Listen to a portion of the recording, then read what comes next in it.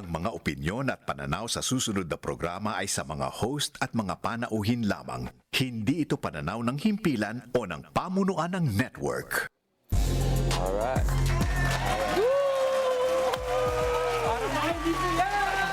Ang daming tao ngayon Magandang hapon, Team Pinas. Welcome muli sa programa kung saan bawal ang balat sibuyas sa pagtatalakay at paghihimay sa mga isyu sa bansa. Ako po si Atty. Dino De Leon. Salamat sa muling pagtutok sa isa't kalahating oras ng Vibe Check at pagdi-deep dive sa mga kontrobersyang usap-usapan ngayon sa bawat sulok ng bansa. Ako po si Ina Gacan. Kaya paikutin na ang roleta at inyong transistor radio dahil mapapakinggan nyo kami sa DZMM Radio Patrol sa Istrenta at FMR Regional Stations. Happy Palm Sunday! Ako po si Cheska Persia. Available din tayo sa free-to-air digital TV sa PRTV Prime Media at Signal Channel 31. Ako po si Richard Garion. Oh, para sa mga nanonood, hindi po yan ilusyon at hindi po siya produkto ng Holy Week. Andito po si Richard Idaran in the flesh. At mapapanood din kami sa DZMM Radio Patrol sa Istrenta, Facebook live stream at PRTV Prime Media, YouTube live stream. Ako po si Carlo Flores with Richard Idaran. Lahat po yan. Dito lang sa With Due Respect!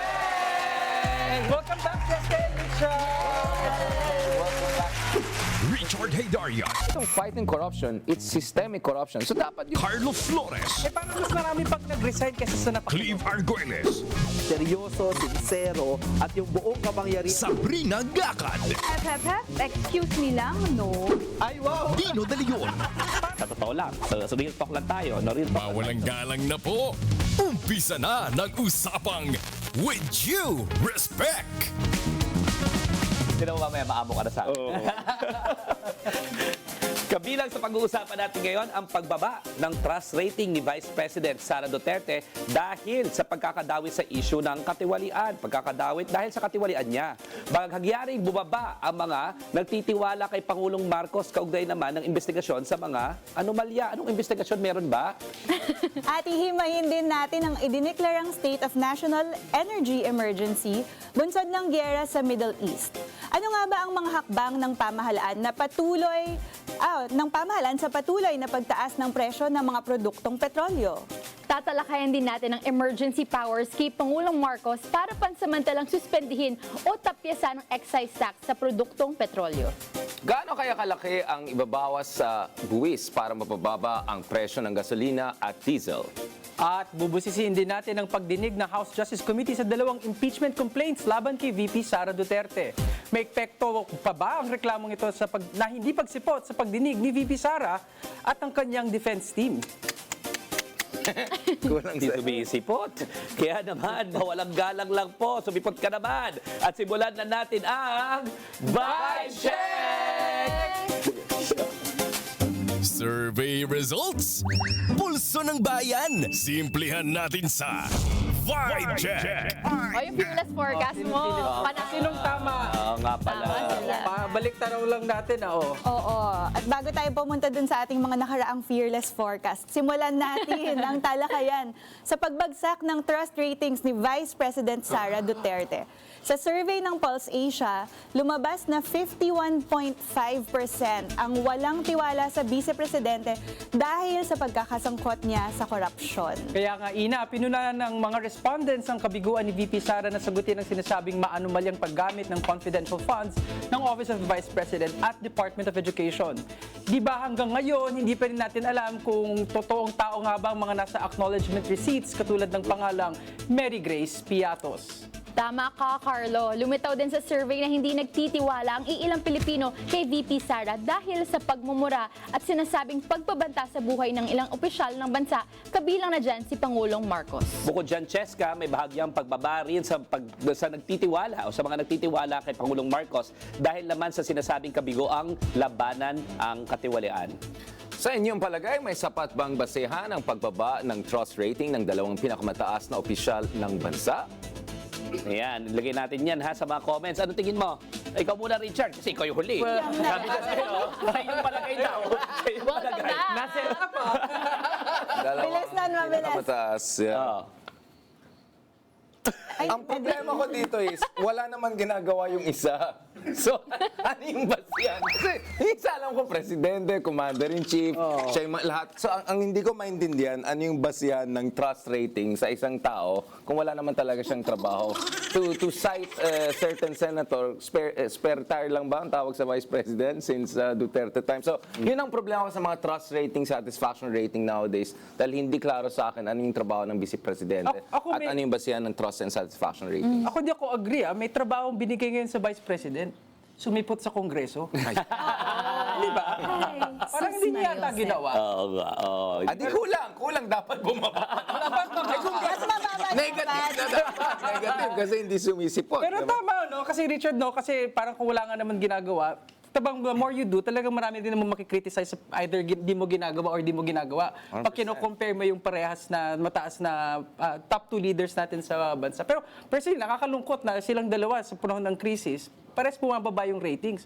Na dapat sila yung tinititig natin, o tinitingala natin para, alam mo yun, tulungan tayo makaahon dito. Well, ibig sabihin yan, di ba? Alam mo, dati kasi, agree ako kay Richard, di ba, na spare time nga yung Vice President eh. Pero na-transform rin kasi yung Office of the Vice Yes. President nung previous Vice President, di ba? Nung si Lenny Robredo, nung panahon, let's say, for example, nung crisis, yung opisina niya yung pinakamataas ng trust 100%, rating. yeah. Bakit? Kasi siya yung nagbibigay ng free shuttles, nagbibigay ng free na, or face mask, mga PPEs, tapos pati yung mga lodges, di ba? Consultations. Mga consultations, di ba? Vaccines, I think. Oo, vaccines. Isko Moreno, may cooperation. So yung din. bayanihan e-consulta, di ba? Yung parang Yes. yung unang-unang nga nagkaroon ng, tapos lahat ng volunteers, yung telemed. telehealth, di ba? Telemed na ginaya rin ng napakaraming mga organisasyon. Yung mga Dumating na nga sa point, Dino, na threaten ng national government. Iimbestigahan pa daw si VP Lenny doon kasi nagko-compete daw sa national government. Correct, Sa correct. COVID response. So, Oo, yun. tapos meron pa silang mga announcements. So bottom line is, I think while the Vice President is in theory a spare tire, ang malinaw dito is isa dapat yan sa pinaka-ma-impluwensya regardless. And you have to be able to use the soft power, the influence that you have in order to innovate when it comes to doing public Pero service. to be kahit fair hindi to ito Sara, I mean, obviously, may question ako dun sa spare tire dahil pwede naman cabinet secretary, pwede naman may ginagawa kahit walang cabinet secretary position. Pero ito kasi extraordinary situation dahil magkalaban na yung Kalaban na. president. Even worse than Digong and Lenny. Kasi with Digong and Lenny, at some point, Digong was just like dead man na lang kay Lenny, di ba? And then in parallel na lang si Lenny. Ito, hostile yung relationship So that's why it's not even just a spare tire. It's talagang parang anti-government na yung position ng vice-presidente mo. Correct. And yet it looks like, sino ba? But it looks like pero parang, Ako naman, Richard, na-surpresa ako kasi Kaya ang laki pala ng naka-green. binaba. Oo nga. Kaya pala naka-green to eh. Kaya in siya. fairness daw kay Sara Duterte, tapos sa green. just to be clear, Gucci green to. Gucci green. Sige. Sorry, you're saying Ayan, sorry. nabigla ako sa malaking pagkababa ng kanyang trust rating kasi alam naman natin kahit ang kanyang ama, ang dating presidente ay nadawit sa kung ano-anong anomalya, krisis, korupsyon, hanggang sa dulo ng kanyang termino, ang taas-taas ng approval and trust rating sa kanya. Yung Teflon Meanwhile, effect. ang kanyang anak na si Vice President Sara Duterte, ngayon na nadawit sa mga krisis na to at korupsyon na to, malaki ang binaba, nag-plummet yung kanyang ratings. Given na, nag-declare pa siya for presidency at napakalaki ng confidence niya na mananalo siya for 2028 elections. So, yun ang impact sa kanya, di ba? Sa akin nga, ito yung chance na ni Sara Duterte magpasikat, di ba? Kumbinsihin mo naman kami na worth it kang iboto bilang presidente. Pero kasi ang lumalabas, ano ka, on the job training ka bilang vice president, tapos hindi ka nagpa-perform, tapos expect mo, iboboto ka ng taong bayan pagdating ng eleksyon. Parang ate, show up. Ano yung ino-offer mo sa panahon ng krisis? At nasan ka habang sinisingil ka ng taong bayan sa lahat ng maanomalya mong ginawa? Ang ganda Actually, nung... that's a very good point. Sorry. The timing is important, di ba? Kasi it was just the other month na Sara Duterte said, tatakbo talaga siyang bilang presidente. So I think tumaas yung scrutiny. So, katulad ng sinabi mo, siguro, it makes logical sense na bumaba significantly because suddenly now, inisip ng tao, ay hindi ka lang pala spare tire. Gusto mo pala maging presidente. Wait lang, tignan ko anong ulit ang ginagawa mo. So I think she exposed herself to greater scrutiny. Dahil alam natin, let's talk, let's mistake yung phenomenon sa... Whenever wala siyang, parang quiet siya or wala siya sa tumataas, may Duterte effect. But at the same time, I completely agree. Wala siya yung Teflon effect ni Digong na 80-90% approval almost regardless of what he does. So this is an interesting embarrassing situation we have right now. So, ibig sabihin, di ba, wala siyang Teflon effect. Ibig sabihin talaga, malinaw, na yung anak ay hindi katulad ng tatay. Yeah. Malayo. So kahit yung At mga buti na lang din. kahit na yung mga nagsasabi na suportado nila yung tatay, no? Hindi nagtatransfer. Parang pag-isip-isipan yung mabuti, no? Kasi ang layo eh, 'di ba? Yung tatay medyo minsan kahit na inis na inis ka, tsaka kahit anong kabastusan na lumalabas sa bibig, charming, 'di ba? Minsan parang ako nga noon, ano ba tong hindi ko na nga naiintindihan yung mga sentences na sinasabi niya nung panahon ng pandemya na parang lasing, nakikinig pa rin ako ng 20 minutes, 30 minutes. Itong si Sarah, kahit na gawin niya full sentence, hindi talaga ako makinig-kinig eh. Wala siyang kasing karisma nung tatay niya. Wala rin kasing galing nung tatay niya. No? So napakalayo nung anak sa tatay. So for those people who are supporting Rodrigo Duterte, I think you have to think twice. Kung kahit na yung support niyo kay Rodrigo, automatically ba pareho yung anak? No? Parang ang layo para namang hindi. Naalala ko, bilanggit mo kasi si President Duterte, kilala siya nung time na siya ay nasa kapangyarihan ay di nga sumusunod sa sarili niyang script. Di ba? Nagsasalita na lang kung anong nasa isip niya. Parang yung anak niya, parang hindi ata kaya magsalita ng Lagi na binabasa. Oo, Di ba? lagi Pag na walang cellphone. script. So, malayo talaga. Chong Xing, Xing Xing Xing. Di ba sabi niya? In fairness, just to slightly disagree, I think in the Visaya language, pag titignan mo, I mean, not that marunong ako, pero mas, siya doon mo makita yung charisma niya eh. If you have watched yung kanyang mga social media on TikTok and all, actually, Mas grabe natural yung siya resonance. doon. Oo. Si Digong kasi, kahit hindi siya, super confident dun sa Tagalog niya, English niya, dinadaan niya sa confidence level, di ba? Hindi ganun si Sara Duterte. I mean, you could also say, maybe may element of misogyny and sexism also, which unfortunately is playing a role here. Pero para sa akin, parang may konting divide. If you look at yung kanyang messaging sa mga TikTok in vernacular, actually, she's very charismatic. Yung mga kaibigan ko naman Bisaya, Richard, ang sinasabi, nagbibisaya siya. Yeah. Okay, totoo naman yon. Pero ang nagbibisaya siya, sinasabi, very charismatic siya. Hindi, ang sinasabi naman nila, kahit nagbibisaya siya, ikukumpara mo sa Oo ama, naman. Yeah. ang layo pa rin ng karisma sa pagbibisaya Original ng pa rin. ama. Oo, so parang pilit pa rin, tsaka pa-cute pa rin. Hindi naman cute. No? So, yung tatay kasi, hindi nagpapa-cute, brusko, bagay. Yung sa kanya, yung pa-cute-cute niya ng gano'n, hindi mo sure kung bagay. At least yun yung nakukuha ko sa mga Bisaya friends ko. No? So para bang trying hard to be the father, to be a real Duterte na tough talk, pero sa totoo lang, ang layo sa tatay. At least yun yung naririnig kong sa mga kaibigan natin. Marami naman tayong mga kaibigan ng mga Bisaya. No? So but definitely, Richard, nagbibisaya. Di ba? Yun lang. Yun lang siguro, dahil dyan sa ethno-linguistic politics naman natin, kahit pa paano, may makukuha pa rin yun na boto. Alam natin yan, kasi Oo. solid North. Kasi solid North tayo, solid Ilocano tayo. Oo. Pero kung may payo tayo, di ba Kalakaran. 51% ang Attorney Dino, parang Disapproval, Disapproval. Kung papayuan mo si Vice President Inday Sara Duterte para tumaas naman ang kanyang approval rating. Ano Ano yung ba mga yan? ipapayo mo sa kanya this week? Well, una, magserbisyo ka. Okay. Diba? Magserbisyo ka. Hindi ka puro performative, di ba? Siguro naman, magpakita ka doon sa constitutional process. Baka naman, gusto mong bawasan yung pagnanakaw mo sa confidential funds. Siguro naman, gusto mong aminin na meron kang bank account. At huling-huli sa lahat, di ba? Kasi gusto mong, bumalik sa yung tiwala ng tao, di ba? Sarah? Hoy, Sarah. Gusto mo bumalik sa iyo tiwala ng tao, di ba? Ibig sabihin, kailangan ipakita mo na wala kang tinatakot. Wala kang tinatakot. Marami kang tinatakot. Pero wala kang tinatago. So, anong kailangan mong gawin, di ba? Uulit-ulitin ko, ha? Pumirma ka ng waiver mo kahit na alam kung sinusian lang ako ni Carlo ngayon. Di ba? Pumirma ka ng waiver mo kasi wala ka na bang tinatago. Right? So, alam mo, kutob ko nga, pagpirma ng waiver mo, tapos pagbukas ng bank accounts mo, mapapahiya lahat yung mga nasa prosecution at lahat nag-aasok sa'yo, tataas yung trust rating mo hanggang 95 to 99 kung wala ka tinatago. Kaso meron. Meron ka tinatago. Hindi So, pala ang hirap. advice to eh. Accusation ka pala eh. Ano nga sa pa-disbar na? Ano, pustahan? Meron yung tinatago. Tayo magpustahan. Bago na magpustahan. Bardagulan na eh. Teka lang, okay. Siyempre, hindi naman pwedeng kami lang ang dumadaldal dito. Ang hirap tabigin ng mga tao. At maaari kayong makisali sa huntahan. Mag-comment lang sa post sa Facebook page ng DZMM Radyo Patrol sa Istrenta. At syempre, babasahin namin ang inyong mga opinion at komento sa segment na Take It or Cleave It. Kahit wala si Cleve. Pero sa akin, pag-usapan natin ang batas para pansamantalang pagbabawas sa excise tax sa produktong petrolyo.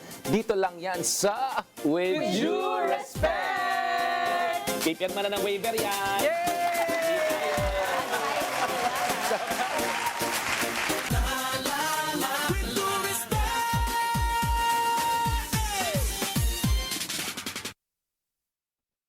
Mawalang galang na po. Magbabalik po sila para bumanat with due respect. Pinasok ng baha dahil sa mga flood control project na yan. Yung ba? Richard Haydarian, Itong fighting corruption, it's systemic corruption. Carlo Flores, Parang mas marami pag nag-resign kaysa sa napakulong. Cleve Arguelles, Seryoso, sincero, at yung buong Dino De Leon, Sa totoo lang, sa real talk lang tayo. No? at ang bagong kabatuhan, Sabrina Gaca, Anong ginagawa mo sa kapangyarihan mo sa Senado? at Jessica Persia. So dapat pala, siya lang ang pwedeng makaroon. With due respect, tuwing linggo, 1:30 ng hapon sa PRTV Prime Media at sa bayang mapapakinggan, DZMM Radio Patrol sa Eastern at FM Radio Originals. Very happy, very happy. Nakatutok pa rin po kayo sa With Due Respect kasama ang Team Pinas. Now, let's take a deep dive sa batas kung saan papayagan si Pangulong Marcos na suspendin o tapyasan ang excise tax sa petrolyo base sa rekomendasyon ng Development Budget Coordination Committee at Department of Energy. Tatagal ng 3 buwan ang suspension at ibabalik kapag bumaba sa $80 ang presyo ng Dubai crude. Bakit Dubai? Bakit hindi Brent? Or bakit hindi Oxford? Bakit Dubai? Tama ka, Dubai Richard. ang aking mga editors. No, but that's a technical point. Actually, ang nakikita natin ngayon is yung decoupling. Pabasahin mo muna! Okay. Tama ka, Richard. Magiging epektibo ang batas 15 days matapos mailathala sa mga pahayagan. Kaya sakaling may patupad sa Abril, malaki ang may bababa sa presyo ng petrolyo. Sa ngayon kasi, 10 pesos ang excise tax sa kada litro ng gasolina, 10 pesos habang 6 pesos sa diesel at 3 pesos sa kerosene. Yun nga, pero Dino, dismayado ang ilang senador sa nakabinbing implementasyon ng batas, lalo't minadali itong maipasa ng Kongreso. Nauna na ring nagdeklara si Pangulong Marcos ng State of National Energy Emergency dahil din sa pagtaas sa presyo ng petrolyo. Bukod dyan, Ina, ibinasura naman ng Pangulo ang posibleng takeover sa oil companies at iginiit na patuloy na naghahanap ng paraan ng pamahalaan hinggil sa pagtaas ng presyo ng produktong petrolyo. Alam niyo bang nakasaad sa Oil Deregulation Law na maaaring pansamantalang i-take over ng pamahalaan ang pribadong kumpanya sa ilalim ng national emergency? Kaya naman, lahat ng yan tatalakayin natin dito sa Deep Dive! Ayan na, ikaw na. Ready ka na ba? Deep Dive! Deep Dive! Bumabawi. Oh, you were saying! Actually, isa pang nakikita natin yung decoupling sa mga international markets kasi usually yung sa Oman crude, Dubai crude, Brent crude, Singapore crude, medyo may makikita kang may synchronicity . Ito dahil sa nangyaring crisis ngayon sa Hormuz Strait, talaga makikita mo talaga nagkakaroon ng divergence and decoupling. Kaya minsan tinatanong ng tao, anong dapat basis natin? Brent crude or Dubai crude or Singapore crude? Kasi tayo, ang dami natin binibili sa Singapore. Yeah. But maybe to get things get the ball rolling, nung isang araw lang nasa Senado lang ako, hindi ko nang sasabihin sino mga senador ang na-meet ko. Basta hindi ko nakita si Robin Padilla. Buti. Hinahanap ko talaga. No, pero Hindi mo nakita si Bato? Si Bato wala Si Bato, nakita mo? si Bato, parang wala talaga sa radar. Ang picture nga daan ako sa picture niya, wala man lang karton. Baka naman may karton na rin. Soon. Kasi sa hig, maraming karton. Hindi ko, sabi ko, baka naman may karton din ni Bato. No, but going back to this, kasi may hearing with the Department of Energy ukol dito. Yung mga senador talaga, at least yung mga matinong senador na nakausap ko, talaga frustrated sila, wala silang makukuhang klaro, ambiguous, malabo daw kausap yung gobyerno and all, which makes you wonder what's going on here. Alam ba talaga ng gobyerno yung exact numbers, yung paano nakakalculate mga bagay-bagay?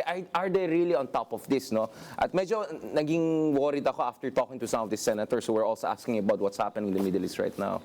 Baka Professor Richard, pwede mong explain ng very quickly sa mga Very quick. kapwa naming ordinaryong tao, ano ba yung mga crude na yan? Yung Singapore crude, Dubai Yeah. crude, ganyan. So, I mean, unang-una, may ibang versions ng, pag sinasabi natin crude oil, no? So, meron yung mas heavy na maraming refining ang kailangan, kunyari sa Venezuela, di ba? And then yung galing sa Middle East, usually yun ang pinakamadali, di ba? And different refinery, iba yung mga crude oil lang dapat dadali mo dyan. So first of all, may ganon. Second is, of course, if ang oil mo ay galing sa Singapore, then dun ka kukuha, di ba? So if sa US, Brent crude, etc. So meron kang integration sa mga markets, pero meron ka rin yung mga diversified supply chain at saka different supply chains in terms of yung crude, yung refinery, etc. Alam ko hindi siya ganun kasimple. I didn't have it, but I'm just saying na in theory, and then not to mention meron din futures market. Yung futures market naman is speculative siya. Hindi siya base sa kung anong nakikita mo ngayon, base siya sa expectation about yung availability ng mga crude na yan in the future. So honestly, it's a little bit more complicated than that. Kaya nga kailangan natin ng isang gobyerno na talagang may access dun sa impormasyon. Ano yung basihan ng price setting ng mga companies? Ano ba talaga yung flow? Ito ba yung binili dati? Ito ba ang binibili ngayon? Saan binibili? So, kaya yung estado mo dapat ay may kakayahan para ma-monitor talaga. So that makikita natin kung may basihan talaga yung pag-increase ng presyo. Dahil yung diesel natin, 97% increase kaagad within the first few weeks, which is highest in the region. So makes you wonder, ano yung basihan nun? Ito ba ay dahil sa availability? Is it the supply or demand issue? Or are there other factors in play here? May kapangyarihan ba yung gobyerno as of the moment to, ano ba yung mga kapangyarihan na pwede niyang gawin? Ano ba yung mga mekanismo na pwede niyang gawin, no, para dito? Kasi una, deregulated, di ba? Ang ating market, no? Anong ibig sabihin yan? Hindi ibig sabihin hindi pwedeng basta makialam yung gobyerno doon sa pagseset ng price unless maglalagay siya ng price ceiling, di ba? Pag naglagay naman siya ng price ceiling, di lalong in basic economics, pag naglagay ka ng price ceiling, mahirap ka ngayon magkaroon. Ganun pa rin yung demand, di ba? And then at the same time, kulang ang supply mo, ang hirap. Paano ka ngayon bibili ng supply? Ang sinasabi raw ng mga retailers ngayon, no? O sige, stockpile nga namin yan noong bago pa tumaas ang presyo. O bibenta ba namin same price? Paano kami ngayon bibili ng mas mataas? So ang sinasabi nila, actually, yung current reserves na meron sila na binili na ng mas mababa, kailangan presyuhin na ng mas mataas kasi yun yung pambibili nila sa susunod na cycle para may pumasok ulit na langis. No, yun yung sinasabi. So what are the mechanisms that the state really has at this point? Pero para sa akin, Dino, mas fundamental yung problem. Ang una-una, bakit wala tayong strategic reserves? Correct. Kasi yung strategic reserves, ito yung parang emergency mo yung puhunan mo sa emergency time. Meron yan lahat ng mga malalaking ekonomiya sa mundo. At hindi naman tayo pitchug yan. I mean, we're a country of 120 million people, $500 billion GDP, fastest growing. So, ang inisip ko, all these years, syempre para magkakaroon ng strategic reserves, kailangan mo ng facilities, may storage. Hindi yan mura, di ba? Kailangan mo ng... Pero parang hindi siya na-set up And then yung refinery capacity natin sa Batangas lang yata meron tayo, di ba? Isa lang. It used to be, I think, 3. Pero dahil doon hindi sinuporta, walang enabling laws kumbaga at ecosystem, we're now reduced to only Ano ba yung one. sabihin kung iisa lang yung refinery mo? Kasi syempre yung crudo po, pagka kinuha mo yan, pagpapampo ng crudo, hindi ibig sabihin yan, pwede mo na ilagay sa kotse mo, di ba? At hindi na pwede mo nakagamitin. At iba-iba po kasi yung mga kalidad niyan. So kailangan i-refine mo. So, ibig sabihin, pagka-extract, dadalhin pa yan sa isang refinery at sa Pilipinas, hindi dumidiretso. Imbis na dumiretso sa Pilipinas at mas mababa yung cost ng shipment, 2 beses mo isi-ship Isi-ship mo galing doon sa source to a refinery, papunta doon sa Pilipinas at mas mahal pa. No? Sa tayo, iisa lang yung refinery. So around 40% ang kinakover niya. So ibig sabihin, yung 60% niya sa spot market mo bibilin, lahat ng profits niyan dediretso doon. And I think most of that is coming from Singapore. Kumpara doon sa pag may local refinery ka, yung dati pa nilang storage, ang pwede nilang i-refine. Kaya nga, I think may 2 to 3 pesos differentials nga kung galing ito sa local refining or sa spot market binili ka agad. Pero tayo sa buong mundo, ang sinasabi kasi, di ba, kulang yung ginawa ng administrasyon. Baka nga. Kasi yung sa strategic reserves naman, ang sinasabi nila, ang reasonable daw, very reasonable na strategic reserves around 60 days. At meron naman daw tayo 45 to 60 days. Kasi ang alam din naman natin dyan sa langis, kahit na ilagay mo yan sa silo, ang tawag dito, Nag-evaporate siya at bumababa rin yung quality nung overtime. So sinasabi lang, talagang kaya mo lang talaga dyan, Limitado 45 to din ang 60 days, kung wala kang langis. At meron naman daw yung gobyerno noon. So ang question ngayon is, paano mo makokontrol yung presyo? At ang hirap kasi even yung state, sabi mo nga, walang impormasyon masyado. Kasi nga, wala nga tayo sariling distributor na eh. Dati we used to own Petron before it was heavily privatized. Ako kasi parang naisip ko lang, I understand, no, maraming mga advocates sa privatization, but there's always a virtue na meron ding sarili yung Estado para ma-countercheck din yung mga nasa private sector instead of leaving it up completely to the private sector to determine the prices. Ngayon, wala tayong state retailer na ng gasolina. So lumalabas yung kahinaan din talaga natin in terms of yung sinatawag nating energy security, na may kakulangan tayo sa kakayanan natin na resolvehin isang malaking... Oo nga, isang malaking shock. Professional economist yan. Damay ako, Charles. But Yes, Cheska, you were saying. touching on that point sa sinabi ni Attorney Dino, hindi ba na-interview lang si Ramon Ang just a few days ago saying na he's willing to sell back Petron to the government if it would help Pero the state in any way? Kung mas magaling daw mag-operate ang government. Easy question. Tama. Talaga eh. So ano ba tayo, teacher Ina? Isang very important question talaga yung pag-regulate ng presyo. Kasi if we look at it, sa demand side, may mga kaya naman magbayad habang tumataas yung presyo. May mga clients na kaya magbayad. So we have to look at ano yung pwedeng suporta para sa mga hindi afford. Yung increasingly pataas ng presyo ng mga produktong petrolyo. And doon magiging mahalaga sana yung intervention ng government. Dito sana magiging mahalaga yung pagkakaroon ng participation ng gobyerno kung meron tayong resources, kung meron tayong ownership of some sorts, participation mismo dun sa merkado to at least diversify yung presyo na available para makapagbigay ng mas mura. At the minimum na nakikita natin ngayon, may attempt to give subsidies, may attempt to give ayuda para sa iba't ibang mga tao na nangangailangan ng produktong petrolyo na hindi na nakaka-afford. Pero patuloy pa rin yung demand na kailangan taasan yung bayad sa usual nating public transportation. So even na magkaayuda ka, pag tumaas pa rin naman yung bayad, wala pa rin siyang masyadong gain para dun sa mga ordinaryong mamamayan. So ang question dun ay, ano yung strategic sanang ginawa ng gobyerno para siguraduhin na hindi nahihirapan yung maliliit na tao sa panahon na to. And remember, parating sa crisis, tayo nagtatanong ng ano sana yung strategic na ginawa. Yeah. 'Di ba? And we're always caught in a crisis na emergency powers. And then what do we do with the emergency powers? Stopgap parate. Kailan tayo uusad to the point na may relative at relevant control ang gobyerno sa presyo para hindi nadadali yung maliliit na tao? Kailan tayo magkakaroon ng gobyerno na ipaprioritize yung interest ng mga mamamayan? Tapos hindi tayo malulunod sa economic crisis the way we always do. Last na, yung sa state of emergency, kaya tulungan nyo nga ako maghimay nun, di ba? Kasi tayo ang unang-una, Unang nasa bansa, CNN oo. pa, nasa CNN na in-interview ni Amanpour, di ba? Yung ating Secretary of Foreign Affairs, tayong unang-unang bansa na na-declare ng state of emergency. What does that mean? Energy emergency. Energy emergency. Yeah. What does that mean, no? Tsaka, meron bang additional powers ang presidente dito? Makakapag-tap ba siya ng additional funds?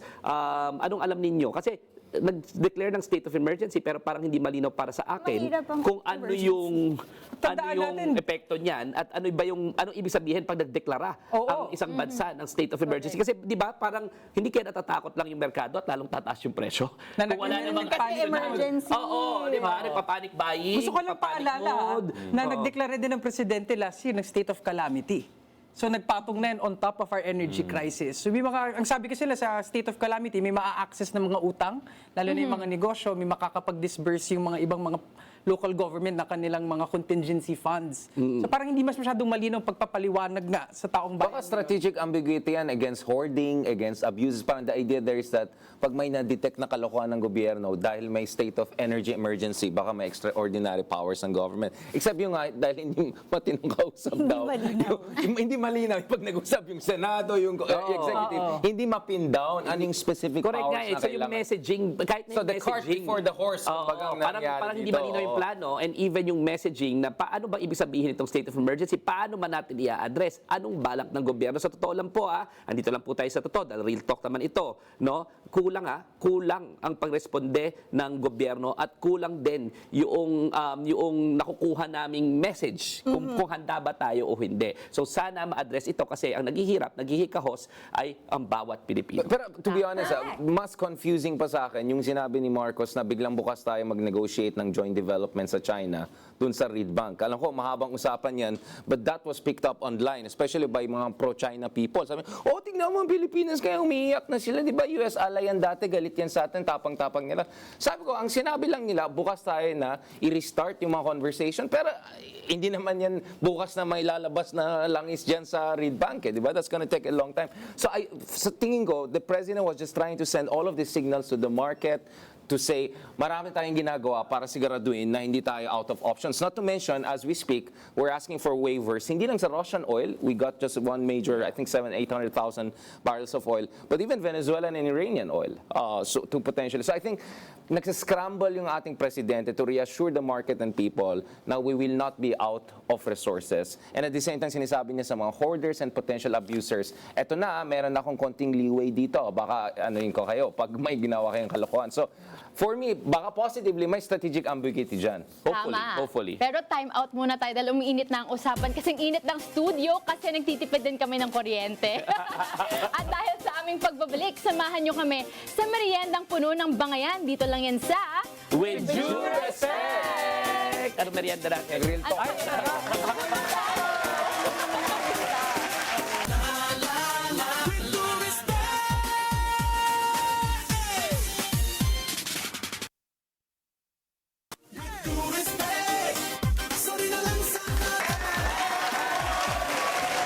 Ang sarap naman yan. Merienda na kami sa studio. Healthy lifestyle. Okay, welcome back. At dito pa rin kayo sa With Due Respect kasama ang Team Pinas. Ngayon naman, magmumukbang tayo with a twist. Dito, magbibigay lang tayo ng short comments sa unang personalidad o mga bagay-bagay na maaalala natin sa mga itatampok na pagkain. Kaya naman, alamin na natin ang menu for the day. Dito lang yan sa... Mukbangayan! Sinichirya yung pera ng taong bayan. Di alam na nila. Matamis, maasim, mabait. Ang mga isyu ng bansa, titikman dito sa Mukbangayan. Silino, kaya niya. Mukbangayan. Makain pa sa grabe na. Ako kumakain na. Balita ko nilabas Ano ba to nung impeachment, yung first day nung pagpapatuloy ng Justice Committee sa Oo. pagdinig dun sa probable cause, kung may probable cause ang impeachment case laban kay VP Sara. Ano ba itong menu Naalala ko natin? dito, Chichirya na? parang ay may pangalang Mary Grace. Last name ay, hindi ko babanggitin. Parang may naalala ka. Ano to isa? Ano to siya? Ano to siya? Assert. Itong isa ay, tikman mo muna. Anong lasa niya? Dalawa. Parang wala tayong makuha ang endorser na. Familiar. Anong lasa? Nasa mangga. Mango cubes. Mango cube. Ito si Miggy. Miggy Ma. Parang alam mo na kung sino yung pattern na to. Ano masasabi niyo dun sa proceedings last time sa Senado? Yun ba yun sa Senado, sa Kongreso? Sa House. Oh. Ewan ko, may mga di raw sumipot eh. Saan pupunta? Ha? Parang iba yung pinupuntahan nila eh. May nagpa-press con. Yun. Pero alam mo, ang interesting lang sa akin, no, na after nila ginawa yung mga kalokohan nila, di ba, yung mga ginawa nilang chichirempe, parang habang kumakain lang ng chichirya, gumagawa ng liquidation, ano makita nila, di ba? Tempura, mingibango, ano ba yan? Mary Grace Piato, si Mary Grace, no? Nag-cheese roll siguro nung kumakain ng mga time na yon. Ayaw naman nila panindigan. Di ba? Ang sinasabi kasi nila, itong sinasabi ng mga Sara Duterte supporters tsaka mga defenders na nagbabalerina na niloloko nyo na yung sarili ninyo, kinukumbinsi yung sarili ninyo na tama na yung confidential fund supposedly, okay lang daw yung ganitong peking mga pangalan na liquidation, no? So, yun pala eh. Okay lang pala eh. Di ba? Ba't ayaw ninyong panindigan doon sa House of Representatives at i-explain niya, number one. Number two, kahit sa COA rules, by the way, huwag nyo nang lokohin, huwag nyo nang lokohin yung taong bayan, kahit abogado ka o hindi, alam mo ito, malalaman mo ito.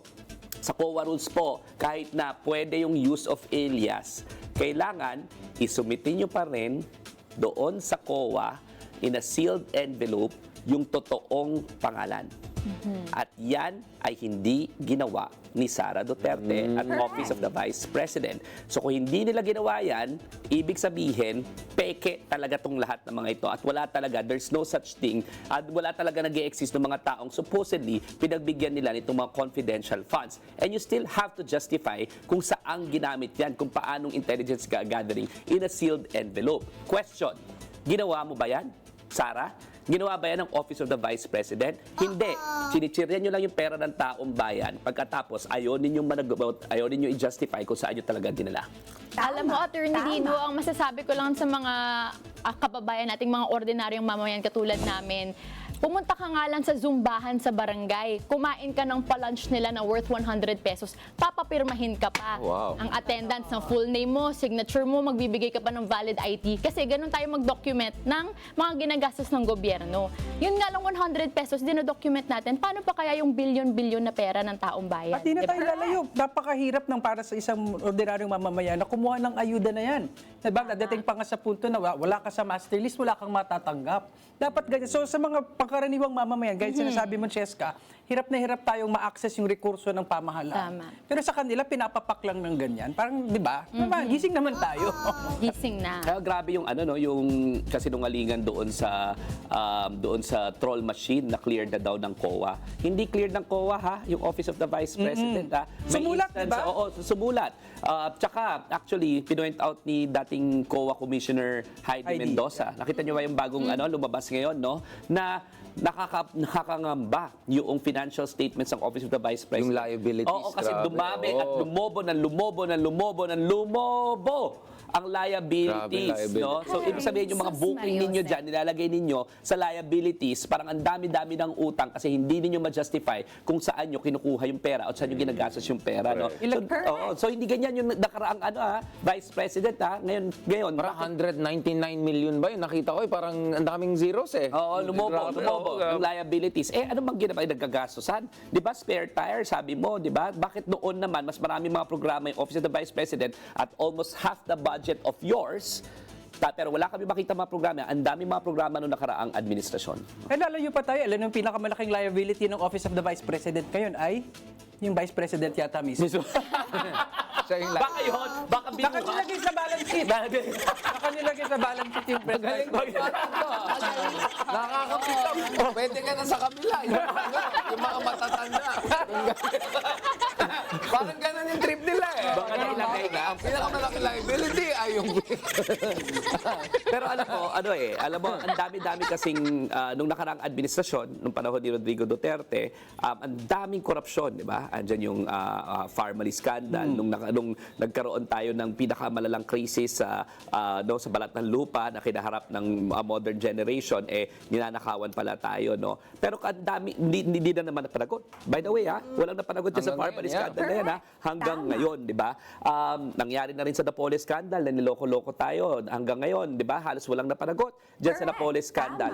Paulit-ulit na lang yung korupsyon dito sa bansang ito, pero hindi napapanagot yung mga makapangyarihan. Kaya nagiging cool di ba?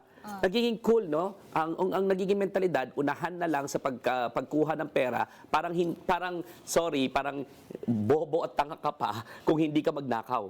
Kasi hindi ka naman mapapanagot Di ba? Parang gano'n nangyari. So, ang laki ng insentibo para magnakaw. Kailan kaya natin mapapanagot yung mga tiwaling opisyal? And napakalinaw sa akin na si Sara Duterte, ang tagal-tagal nang hindi napapanagot. Lagi ko nga sinasabi, nanapak na yun ng sheriff. Di ba? Hindi nga na-disbar. Yung iba may sasabihin lang ng konti, meron ng petition for contempt sa Supreme Court. Tanin ko nga eh. Sino ba yun? Kaya tahimik ako eh. Kasi may demo pressure na 6 months. Mag-a-anniversary na yun Kaya nag-like ako sa mga Supreme Court ngayon eh. Pag may like. Tingnan niyo naman, no? Wala akong content. I respect you. Pero anong tingin mo sa yung mga Duterte camp? Pumunta na naman sa Supreme Court. Hihingi na naman na anong basa natin dyan? Well, ako lagi ko naman sinasabi na the Supreme Court is a human institution. They've committed a mistake before.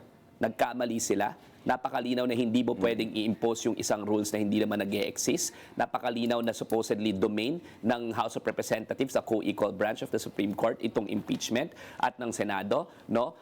Ang tinatawag namin dyan sa systems of checks and balances natin ay sila ay supreme in their own sphere. So hindi dapat nakialam yung Supreme Court dyan. No? At ang prescribe ng Supreme Court doon sa desisyon niya is kailangan daw may due process doon sa House pa lang. Ngayon binibigyan ng due process itong si Sara Duterte. Ayaw niya. Ayaw naman. Ayaw namang sumipot. No? So ang linaw sa akin, kailangan mapanagot. Hindi pwedeng nananapak na sheriff, hindi pwedeng sinasabi ni Las Cañas, Arthur Las Cañas sa pinagpatuloy niya yung malawak kapatayan sa Davao, hindi pwedeng sinisisirin pera ng bayan, at lalong hindi pwede yung nag-threaten ka at nag-hire ka ng assassin laban sa Pangulo at lalayo mo yung procurement sa DepEd habang may educational crisis. Di ba? Walang konsensya. Kahilan mapapanagot si Sara Duterte. Papayag ba tayo na isa na naman tong Napoli scandal, isa na naman tong Farmally scandal, at again tong confidential funds, walang mananagot? Pwede ba yun? Yung impunity, no? Impunity. Grabe yung Ang hindi culture of pwede, hindi impunity. tayo mag-break. So, Correct. magta-transition muna tayo. Oo. So, di ba, ayaw natin ng chinichichirya ang pera ng taong bayan. At marami pa tayong aalamin sa aming pagbabalik. Aalamin natin kung sino naman ang lucky winner ng ating ruleta. At bakit siya naging usap-usapan sa mga kwentuhan. Dito lang yan sa... With due respect!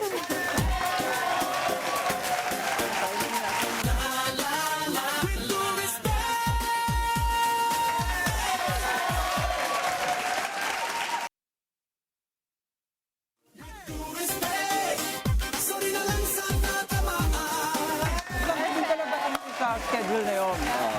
Ito pa rin ang With Due Respect kasama ang Team Pinas. Muli, ako po si Atty. Dino De Leon, Agyamanak Unay. Ako po si Ina Gacan. Ako po si Richard Heydarion. Marahay na hapon, ako naman po si Cheska Persha. Eh, sabi dito, may mga maleta kami. Wala naman kaming maleta dito. Yung mga trolls talaga natin, overtime na naman. At ako naman po si Carlo Flores. Excited na rin ba kayong malaman kung sinong ikutan ng ating ruleta? Tulad ng dati, magbibigay pa rin tayo ng quick. Quick comment.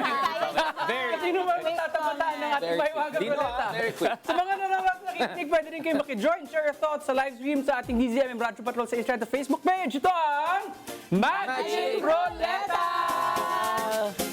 Ang alam. Let's go. It's time! Maikutin ang Magic Ruleta! At dahil na-miss ka namin, Richard, at welcome back, will you do the honors? Ikaw na. Ngayon lang kita makakasama sa Magic Ruleta. Eto na. Sa With Due Respect Live. First time kayo nagsama. Hindi. First time. Live. Ay, Hindi, yung Gucci kasama tayo, di ba? Ay, okay. First time this year. First time this First year. time nag-Gucci green ako. So take it away. Say the magic word. Go Roletta! Pero Oxford accent yan. Go! New York yan. New York. Queens. Okay, sino yung una? Richard. sino yan? Ay! Sino to? Ay! Parang dami nangyayari. Dami nangyayari. Magsimula kay Oh, si ano na lang Kay sa Yusek ba Congress? tayo? Or Oo. kay ano, So, next ang lumabas presidential sa- ball? Sabay. Roleta ay si Yusek Claire Castro at si Congressman Oo. Kamusta ang Leandro solar panels natin? Kamusta ang energy security natin? Kamusta? Ay, hindi ako sure. Basta sure ako, bumili siya ng mga ari-arian sa ibang bansa. Oo. Parang ibang priorities eh. Binili niya yung bahay. Bahay ni Rizal. At stay no energy. cost to government daw siya na naman yung bumili. Nangongolekta Talaga, grabe. ng bahay Sakripisyo. sa Germany. Di ba? Sakripisyo. Kasi marami naman talagang kinita si Leandro Leviste nung yung sa prangkisa, di ba? Oh, Prangkisa ng ano? prangkisa na hindi dineliver. Yun. Hindi dineliver. Di ba? Binigyan ng prangkisa tong si Leandro Leviste, pero hindi nag-deliver noong mga pinangako doon sa 50 plus ba na kontrata with the government. Sa solar, ano? Sa solar. Kaya nga po every time, sinasabi ko, every time nagtataas ng presyo ng kuryente at meron tayong energy crisis, alalahanin ang pangalan ni Leandro Leviste. Isa sa may mga kasalanan kung bakit ang taas ng kuryente kasi nangako na magde-deliver ng source ng kuryente sa Pilipinas pero hindi nag-deliver. Wait lang. Anong administration siya kumuha ng franchise na yan? Parang nakita ko yung picture niya with Digong and all, no? Parang Oo, gano'n, no? Yeah. Di ba? Oo, syempre, Rodrigo Duterte. Tsaka si Mami, di ba may mga batas din siya na medyo may kinalaman yata sa issue na ito? Oo. Ay, hindi ko alam yung timing and sequencing.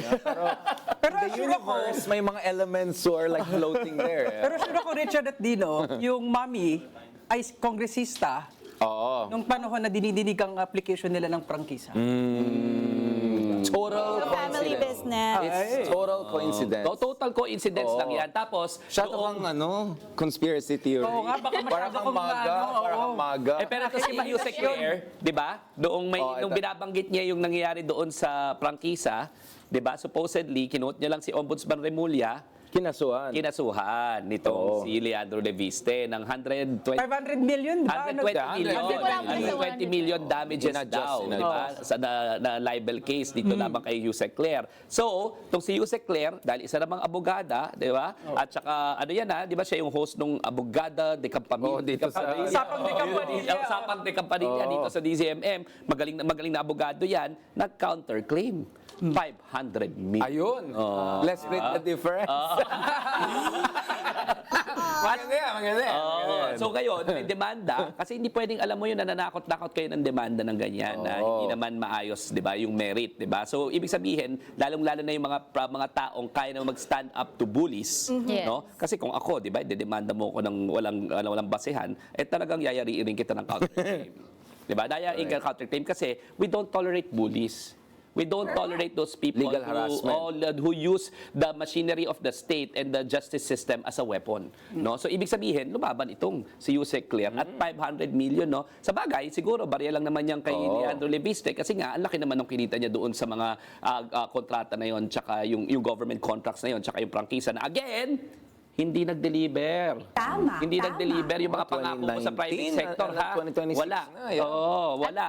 Ito na nga ang kanilang sagutan. Sabi ni Rep. Leviste, kung totoo man na nagkaka-anxiety and depression man si Yusek Claire, ipapagamot na lang daw niya. At napanood ko naman sa interview ni Yusek Claire just a few days ago, sabi niya, the fact na sinabi ni Rep. Leviste na willing siyang ipagamot ako for my anxiety and depression means inaamin niya na he causes me distress during these times, which is more evidence for her counterclaim na 500 million pesos. Oo nga. So, abangan ang mga susunod Talino, na talino kabanata. ng Congress. Sabi niya, Mabilis, gumano siya eh. Magaling. Magaling. Quick thinker. Magaling. Sharp. Inamin niya. Inamin Sabi niya. niya.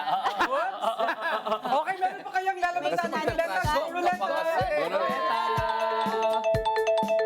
O yan, delikado yan. Speaking of mga brilliant lawyers, no? Ang lumabas sa ating ruleta si ML Party List Representative Laila De Lima at Akbayan Party List Representative Chel Joc, no? Na kaparehas na lumabas at miyembro ng Justice Committee na didinig ngayon ng impeachment complaint laban kay VP Sara. Na kumakain ng Oo, may mga chicheria. dala silang chicheria. Chichisol. Pero yung chicheria nila legit. Walang tinatago, ipinakita sa publiko. Pinakita sa publiko. Transparent. Very transparent. Pero ang galing, no? Nakita niyo po ba na napakagaling lang pagka yung mga legislators natin marunong. Yes. 'Di ba? Hindi yung may mga nagtatry mag-show doon, yung mababatang Marcoleta, kung ano-ano mga sinasabi. Even si Rufus Rodriguez, 'di ba? Si Rufus meron siyang sinabi, tapos talagang merong mga tao na katulad ni Laila tsaka nila Chel na kinokorek yan. Magaling din yung pagkagawa ni Luistro pagka-chair niya kahit paano, no? May direksyon, hindi pwedeng nililihis yung issue. So, kudos dito sa dalawang to, si Laila De Lima at tsaka tong si Chel Joc, no? Dahil grabe yung pagbahig nila, no? At pag-aayos nila at yung diskurso may kalidad doon sa impeachment procedure. Tsaka walang drama, talagang sinusunod sa batas, no? Tsaka walang, yun nga iba nag-grandstand, kung ano yung batas, yun lang talaga. Very sober ang tinatawag nila, kaya na-appreciate ko. Kaya you need good people to run for office, no? Including in Kongreso. Kasi ang daming tao na, yung Kongreso, ayoko dyan, ganito. Tingnan mo naman yung isa dating senador, yung isa din ng Lasal, isa sa mga pinaka-legal luminary, totoong legal luminary. Hindi katulad ng isang senador na feeling luminary, di ba? Na nakikidebate, tapos biglang palitan yung topic at saka ano. Pero pumatol pa rin sila at they're doing their best. Yeah. And touching on that point, we need good people to run and we need to vote for good people. Hindi sapat na tumakbo sila, kailangan iboto din natin sila. At ikampanya. Tama. At ikampanya ng Support mabuti. natin. Di ba deserve natin yung mga ganyang mga public servants? So again, saludo po kami sa inyo, Rep. Laila De Lima at Congressman Dean, my Dean, Chel Joc. Sorry Dean Chel, kahit anong mangyari dito, kung ano ba yung pagiging abogado ko, ako first batch mo, first produkto mo, so touch mo ka na. Parang hindi kami na-mention masyado sa kanyang mga Ayun na! Right. Baka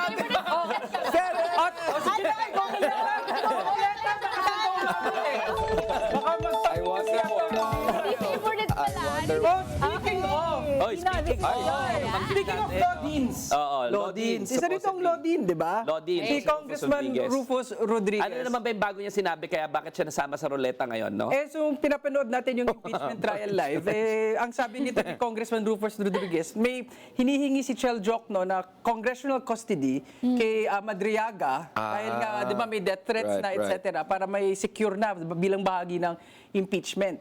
Ngayon, bilang sinabi ni Congressman Rufus Rodriguez na parang, bakit natin kukunin yan? Isa siyang polluted source. Na kung tinutulan niya ang pagbibigay ng congressional protection kay Ramil Madriaga. Ano sabi ni Laila de Lima? Ang sabi ni Laila Ang sabi de Lima, di ba presume innocent pa yan? Hindi porke may kaso na, Correct. automatically guilty. Disqualified Oo, from disqualified giving na kagad. testimony, These are, oo. unlike yung mga nagtestimonya kay Laila de Lima na convicted felons, Oo. si Madriaga hindi convicted na number one. Number two, bakit may prejudgment na kagad ng substance ng testimony niya? Wala pa naman. Di ba? Dapat pakinggan muna ni Rufus Rodriguez. Right. Meron namang Preemptive, opportunity for preemptive, cross-examination. Itong ginagawa ni Rufus Rodriguez, prejudgment of the content of the testimony, meron pong tamang lugar doon sa impeachment trial yon. Ang ginagawa lang ngayon is pine-preserve yung testimony para nga magkaroon ng oportunidad si Sara Duterte na makross-examine. Ibig sabihin, yung preservation ni Madriaga also benefits Sara Duterte because she will be accorded the chance to cross-examine and to test the credibility of the testimony. No? So hindi ko maintindihan kung bakit si Rufus Rodriguez na isang magaling na abogado, alam mo senior statesman yan, ang grabe yung pagdidepensa niya sa atin sa West Philippine Sea, in fairness to him, hindi ko maintindihan kung bakit. I'm not, was he like that during Duterte? Hindi. I mean- Hindi. Madali maging matapang sa West Philippine Sea. Ngayon, anong sinasabi ng mga kababayan natin, kaibigan natin, nung time ni Digong na openly sinasabi na maging probinsya tayo ng China? Ikaw, Sabrina, di ba ang tagal mo sa Kongreso? Nakabutan mo si Rufus, di ba? Abutan ko siya. Ano- Dati very strong din yan na mag-pronounce ng iba't ibang mga, in a way, very critical yung kanyang mga nagiging posisyon. And dito nakakalito kasi nakikita mo nag-flip-flop. Depende kung sinong nasa posisyon. Depende kung kanino tayo pwedeng makakuha ng benefits. So hindi lang intellectual disappointment itoong si Rufus Rodriguez when it comes to this matter, no?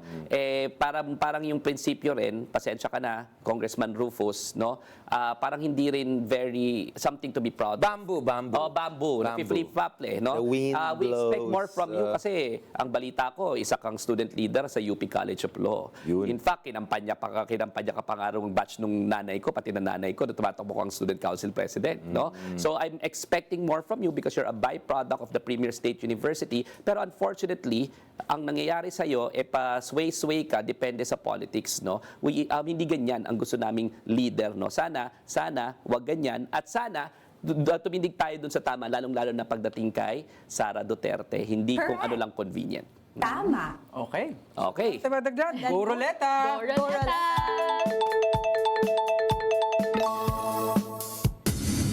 Okay, lumabas naman ngayon ang ating Energy Secretary si Mami. Garin at ang Mami nung isang Mami. dinemanda ng libel at is Senator Nagdemanda ng libel Nagdemanda at counterclaim. counterclaim. No, nagdemanda pala ng libel. Senator Lauren Legarda. Parang medyo nagalit nitong si Sen. Lauren this week, no? Dahil hindi sumipot si Secretary Garin sa isang Senate hearing Parang tungkol sa magkamukha. energy crisis, no? Kung meron akong gusto dito sa kay Lauren, yung pinagalitan niya si Marcoleta. Sabi niya, di ba? Oh, ba't ka alis ka daw? Ba't nag-walk out? Ba't nag-walk out ka na? Kala ko ba, ang daming tanong, ba't ayaw mo antayin yung sagot? So kaya niya mang call out ng iba. Kaya niya naman call out. Hindi, alam mo, in fairness naman kay Lauren Legarda, only in this aspect, maraming hindi rin in fairness. No? Pero in fairness naman yan, ang tagal na yan sa politics. Senior na yan sa Senado. Very senior na yan. And in fact, ang sinasabi nga nila, poised to become the first lady Senate President. SP. Senate President. Di ba may ganyan ang... At inanon niya si Marcoleta. Oo. Sabi, kinocall mag-aral out ka niya. muna. Oo, mag-aral ka muna. Parang yung parang sa Marcoleta, pinag-aaral ulit. Pinaaral na lang. Go Mag-aral back ka to muna, school. di ba? Pero yun, nagagalit siya kasi hindi raw dumating si Sec Garin doon sa hearing, no? Well, itindihan ko naman because she has to assert the forum that is the Senate to make yung mga hearings na ito para malaman natin kung ano yung mga legislations na kailangan, di Stressful ba? ang trabaho nito. Pero syempre, kailangan magpasensyahan rin sila kasi energy crisis, busy rin si I Secretary can imagine, Garin, yeah. di ba? She looks exhausted. On the Kulang sa day. energy. energy. Kulang sa energy. Kulang sa energy, yung energy secretary na. Parang kung baka may liability yung VP office na yung VP, eto kulang sa energy. Yung secretary ng energy. Medyo hindi reassuring. Pagod yung energy secretary mo. Yan, so medyo nagkaroon ng... Dapat si Gino ang energy secretary. Kulang sa kape. Kaya napagulong. Hindi kung ganun pala, reflective talaga. Kasi kulang tayo ng energy sa Pilipinas. Renewable And it yan. shows. Mabigat ang kakulangan ng Energy. Kulang sa energy mix. Diba? Kailangan maraming ka-sources ang energy. Secretary Garin, sana sumipot na mas madalas. Pero ang kailangan talaga high solusyon. energy. Diba? Ang kailangan High talaga energy. solusyon. And kay Senator Loren Legarda, okay naman na maging stricto. No? Pero siguro intindihin rin natin yung executive branch of government at this point in time at maasa kami na makakahanap rin ng solusyon ang Senado, ang Kongreso para matulungan ng executive. It's really a very tough situation right now. Hindi natin 100%. alam kung paano yung solusyon dyan. Pero sana matuto tayo at hindi na muling maulit itong ganitong klaseng Right. crisis. No? Next na tayo. Okay, Next. sige. Take it away. Richard? Go, Isa pa rin walang energy eh. Mababa din yung energy. Ba't wala tayong Oh, energy? speaking of ito, may bagong energy. Ay! Glenn, na tinayo Very ni green, Patreng green noon. energy. Oo, si Isa sa mga Patreng idol noon natin. na nagtayo at nagtaguyod no, ng Maginhawa Pantry, community pantry. Nung pandemic. Nung pandemic. Nung mga walang iya dati. Oo, Ay, sorry. nagkusa na nga si Patreng noon, ni-red tag pa. Red tag. Ano yan ang sabi niya, di ba? Magbigay ng kaya, kumuha ng kailangan. Parang gano'n. Ayun. Bigay ayon sa kakayahan, kuha ayon sa pangangailangan. Very parang Karl ganyan. Marx. Very Karl Marx. Kaya Tapos, Yes. after that, no, na-inspire ang buong Pilipinas, Pilipinas. komunidad, mahigit 1,000 community pantries. 100%, Diba? Nagsimula lang sa isang flicker of good Inspire. act, no? An initiative. And then ngayon, na may energy crisis tayo, nagbabalik si Patreng Nong at ang kanyang network ng community pantries para Right. tumulong naman dun sa mga super, yung mga naapektuhan nitong crisis na ito. So, saludo kami sa iyo, Patreng. Thank you, Yes. Patreng. Kaibigan nating Patreng, napakagaling yan. At kahit na tinakot-takot yan, imagine mo dati, Exactly. di red tag pa. Correct. Di ba? Sinundan-sundan pa, tinakot pa, tumutulong na nga lang. Sana ngayon sana ngayon mukhang hindi naman siya. Mukhang hindi naman. Hindi naman, medyo hindi naman kasing gawain ng administrasyon na ito na i-red tag yung mga tumutulong, no? At saka yung mga nagkakaroon ng initiative, at saka yung mga aktivista. Medyo lang sinasabi ko kasi marami rin tayo naging kliyente, no, na nagsasuffer pa rin sa red tag, no, Right. from the military and from the security sector. Sana hindi na natin maging tradisyon yan o maging gawain sa security sector, no. Pero yan si Patreng nun talaga, isa sa mga hinahanga nating humble na youth leader. Kasi she keeps saying na wala siyang ownership sa community pantry dahil ito ay isang idea lang din na kinuha niya mula sa ibang bansa. At dito nga sabi niya, kahit sino pwede magtayo ng community pantry kahit di magpaalam sa kanya. Correct. So siya nga isa sa mga Gen Zenial na ating hinahangaan. So thank you, Patreng. Kaya Dino, Tapos, hindi, dagdag ko lang. Yes. Saglit lang. Go! Okay. Ito, kanina nagsasabi tayo, ang hirap makakuha ng ayuda sa panahon ng krisis. Pero kay Patreng at sa mga tao na nagsaset up ng community pantry, walang dili-daling ito agad. Tama. Kumuha ang lahat ng nangangailangan. So sa akin, pwede bang ma-inspire din ng ating mga government officials at Yes. nag-aayos ng mga listahan para sa ayuda, listahan ng mga taong nangangailangan? Kasi effortless sa taong bayan, pero ba't sa inyo? Ready to go Nalilito dapat. tayo. Nakita niyo ba yung doon sa dagdag ko lang bago tayo pumunta sa susunod na na sa ruleta. Nakita niyo ba yung nagdikit yung driver sa likuran nung papel sa kanyang pasada tapos sinabi niya na yung pag di kung mo pwede yung kaya. dagdagan yung pabasahe ninyo dahil hindi pa nagtataas ng pabasahe, gawin yung 20 pesos. Kung kaya lang, pwede. Yeah. Pero kung wala rin kayo pang sakay, isasakay ko kayo ng libre. Wow. No? Alam mo, mababait talaga yung mga Bayanihan Pilipino. talaga. Bayanihan talaga, no? oo. Ang pinaka-importante, para magkaroon ng bayanihan, may malasakitan tayo, hindi tayo pag-away-awayin na ginagawa ng mga politiko. They are dividing us as a nation kasi wini-weaponize tayo against each other. At ang pinaka-importante, para mag-cooperate din yung tao, dahil mabait naman ng mga Pilipino, meron namang malasakit, yung tinatawag nating tiwala. Yes. Kaya nga, kay Patreng Social nun- capital. Oo, social capital. Kay Patreng nun, ang dami nag-donate. Wala namang mga ISO yan, wala namang audit yan, di ba? Pero ang dami nag-donate. Why? Mataas ang kredibilidad. Marami nag-donate sa Office of the Vice President President before, pero hindi nila dire-diretso Office of the Vice President just for technical reasons. Dire-diretso nila doon sa mga ibang foundations, sa partner Angat ng Buhay. ng Angat Buhay or yung Sakaya Natin, di ba? Dahil, pero yung OVP, ang totoong may kredibilidad ng mga oras na yun at willing yung private sector. Anong bottom line? Ang bottom line is, laging natin isipin, mabait ang mga Pilipino, may malasakit ang mga Pilipino, huwag tayong pumayag na paghiwa-hiwalayin tayo, let's not allow them to divide us as a nation, at kung may tiwala ang mga Pilipino doon sa mga institusyon, we can move forward as one country away from this crisis. Correct. Okay, so move on tayo sa Carlo. next. Go Roleta! Speaking of, Sino yan? Hi. Senator Kiko Pangilinan and Senator Bam Aquino. Kiko ba? Bakit ba, Ina, bakit ba sila ngayon headline? Ang dami kasing bangayan sa Senado, 'di ba? Pero may dalawa tayong mga senador na nagsasabing kailangan ng suporta para sa small, micro at medium scale enterprises na si Senador Bam Aquino at of course si Senador Kiko Pangilinan nagsasabing kailangan ng suporta ang ating mga magsasaka Yes. lalo na sa panahon ng krisis na ito. May GC kaming mga maliliit na mga negosyante sa Maginhawa. No? Meron kaming Maginhawa Food Community. Ang pinoproblema na namin sa araw-araw ay hanggang kailan tayo may LPG? Tumaas na ng ilang porsyento ang presyo ng mga raw materials. correct. No? So, namumroblema at the same time, gaano kalaki ang binaba ng inyong sales? Dahil syempre, mahirap ang buhay ngayon, kumukonti ang kain ng mga tao sa labas. So, damang-dama na ng mga maliliit na negosyante ang impact nitong energy crisis na to. Pero parang, wala naman kami problema sa binibigay ng ayuda, dahil tama naman. Pero parang medyo nananahimik at napapag-iwanan na naman yung MSMEs na isang malaking bahagi ng ekonomiya ng Pilipinas. Tsaka tandaan natin, MSMEs, mga employers yan. Exactly. Ibig sabihin, hindi pwedeng magsara yung mga yan. So, kailangan ng wage funding, kailangan ng tax breaks, Tax breaks. at kailangan din ng ayuda yan para maitawid, para mabuhay. Kung hindi, magsasara. Di ba? Ang dami nagsara na mga negosyo ng pandemya dahil kulang rin sa suporta sa MSMEs. Sana hindi maulit ito. Kailangan tutukan rin ng gobyerno yan. Pati yung mga magsasaka. Sabi ni Tama. Senator Kiko Pangilinan, bakit? Di ba? Tandaan natin ang taas raw ng cost ng fertilizer.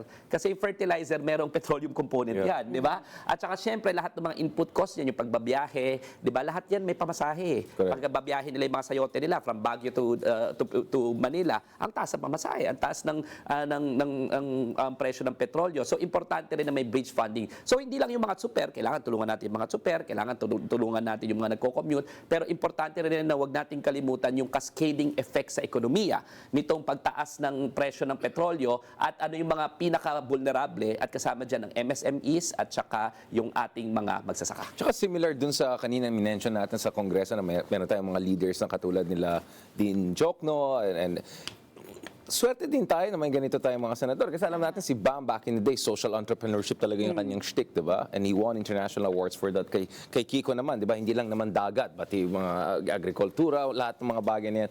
Kumbaga, may authority sila in a sense, no? Naintindihan nila yung detalye ng mga issues, alam nila yung mga concern ng mga sektor. So, hindi lang sila nagpapakyut. Alam mo, authentic tong mga tao na to when they make interventions on that issue. Kaya, Less we're in performative. safe hands. Exactly. Talagang alam mo yung mga tao na to, they're authorities on those issues. Oo. So happy naman tayo, pero ang sabi nga ni Richard, maswerte pa rin tayo. Actually, dapat hindi tayo maswerte lang, di ba? Dapat talaga bumoto tayo, hindi natin daanin sa swerte na meron sa dalawa, tatlo na tsamba, katulad na nila na panalo natin. Dapat, di ba? Hindi Nalagugulat swerte. pa tayo. Dapat Oh my God, nakapasok sila. Oh my God, Salamat. swerte natin. Parang kinakapasok ko sa Gawin natin siyang consistent, yung mga ganitong public servants. We deserve a better Philippines, ha? And we can only achieve that kung meron tayong mga matitinong leader. At sa tingin ko, actually, parang ngayon na para bang ina-underestimate pa natin yung energy crisis. Sa tingin ko, even the government officials, even us ordinary Filipinos, medyo ina-underestimate pa natin. Pero we are grateful nga na meron tayong leaders like them who has foresight na malala talaga yung effects nito on us. Kahit tayo sa households natin, in a few weeks ba, in a few months, may panluto pa ba tayo? Hindi lang mga negosyante, kundi tayo rin na mga ordinaryong Pilipino. At ayan na nga, Carlo. Okay, ikaw na magtuloy. At ito rin na natin sa Go Roleta! Diba? Kailangan Meron pa ba? magaling na leaders. Kaya swerte dapat. Hindi magaling. Saka naman ang balas. Attorney Dina, magaling to. Magaling, mag-walk. Magaling Magaling mag-drama. Senator Rodante Marcoleta. For the drama Best tayo. misinterpretation, best in walkout. Ang galing Saka kasi. ano, sa Google Maps, West Philippine Sea, di Best ba? indicador. Best Best in geography din. geography din. Ganda, magaling. Hindi, sa akin lang, di ba? Ikaw nangako ng murang kuryente nung eleksyon, di ba? Ay, oo nga. Tapos, nung pinag-uusapan yung energy crisis, ang ginawa mo, mag-walk out. You know, it's easy for people to make performances, dramatic theatrics, no? Ang mahirap ay i-confront yung totoong usapan. Hindi ko maintindihan kung sinasabi mo, may malaki tayong problema sa enerhiya, na-disappoint ka dun sa sagot ng executive, pero magwo-walk out ka? Anong naiambag ng pagwo-walk out mo sa paggawa ng polisiya? Ano yung nag-aiambag ng pagwo-walk out mo para lumalim ang diskurso, para magkaroon ng solusyon? Wala. Nada. Puro ka na lang talaga daldal at kaingayan, tapos mag-walk out ka when your conversation and inputs matter the most. Sa bagay, actually, come to think of it. Naalala siya bigla. Alam mo sa sarili. Ito, come to think of it, Eto na. buti na lang pala nag-walk out ka kasi wala ka namang ambag. Nakakaingay ka pa sa diskusyon. So baka yung pag-walk out mo, ang pinakamalaking ambag na ginawa mo kasi lagi na lang, hindi naman interes ng Pilipinas ang pinoprotektahan mo, interes naman ng Sina. So baka nga, dalas-dalasan mo ang pag-walk out. Uy, napaka- Ano ba natin? Hindi ko na mahanap si Bato. Pag di yan Kasi nagpakita. Pag di yan bumalik, Attorney Dino, ikaw may kasalanan. Parang kailangan natin ng bagong segment, advice ni Dino din. Actually, maswerte pala tayo nag-walk out. No? Kasi walang maingay doon, walang protector ng Sina, walang kung ano-ano mga pinagsasabi na kaingayan, no? At least medyo na nahimik, baka mas magiging malinaw ang diskusyon para masolusyonan natin. Hindi puro ingay lang kagaya mo, Rodante. Kaya excited ako sa next na ruleta natin. Sino kayang next natin? Okay. Magandang direction. Go, Roleta! I like the direction of the wind. I like it. Gagi. Sabi ko nga ba eh. Maligayang bakit sa iyong Happy pagsilang. birthday! Ating Manya Birthday ba? Kailan siya nag-birthday? Apo. Ano masasabi mo sa pag-birthday? Nandun ako sa Hague, di ba? Nung itong Oo trial nga. time. Okay, kamusta? Sino ba muna nabunot? Eh di dating Pangulo and yesterday's birthday boy, Yeah. Manyak in chief. Manyak in chief and current detainee at ICC, Rodrigo, murderer. Bernardo. Karen, di ba lang nagpakita dun sa trial na sa Hague? Eh, yung mga supporters niya, nandun na lahat. Ready na yung mga karton eh. Ready na mga karton. Pinapakain na, pinapainom na, lahat na. Tapos ilalagay sa sa portal. Pinapakain yung karton. Tapos ilalagay sa portal. Lalagay sa Ayaw- porta. ayaw- Naiihi daw eh. Naiihi daw eh. Ayaw pa rin magpakita eh. Ayaw pa rin magpakita, no? Ang tapang lagi, di ba? Ito na ba, ang mga Yan na, mga yan na, yan. Duterte. Pagkatotoo pananagutan, ayaw May init ang ulo magpakita. eh. Pag press conference, ang galing. Pag performance, tsaka mga theatrics, mag-walk out, ang galing ng pagkakamada. Pero pagdating sa totoong hearing, laging ayaw sumagot. Correct. No? Kaya sabi ko nga anong sabi natin lagi dito? Happy birthday! Aba, happy birthday. President Rodrigo Oo. Happy birthday to you. Happy birthday to you. Happy birthday, happy birthday. Happy Happy birthday to you. And then you spend the rest of your birthdays in jail. Rodrigo Grabe Duterte. naman kayo. At ito ng birthday Alone niya. without Bongo and Bato? Bakit kayo mga co-perpetrators? Oo nga. May he spend it with his ano? Oo. Oy, sorry pala. Pangulong Rodrigo Duterte, sana po dalahan po kayo ng pizza pie ni Bongo dyan sa ICC, no? Sa lalong madaling panahon. Yes. Dinidivide mo ang mga DDS. At para dito sa ating birthday wishes, tapusin muna natin ang roleta. Sa ating pagbabalik, pag-usapan natin ang pagdinig sa impeachment complaints nako. laban kay Vice President Sara Hindi pala tayo Duterte. As if hindi pa tayo nagsimula dito. Pero dito lang yan sa... With due respect! Meron pa isa pang